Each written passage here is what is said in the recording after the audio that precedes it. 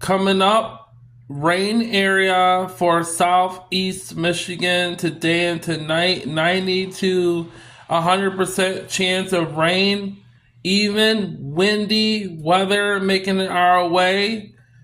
And Monday night, we're talking about rain and switching over to snow and snow Monday night for southeast Michigan coming through.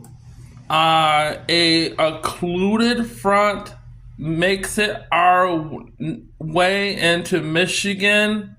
A front, a strong low pressure system, winter weather advisory in western Michigan, but not our direction for southeast Michigan. Not yet, not even likely to happen.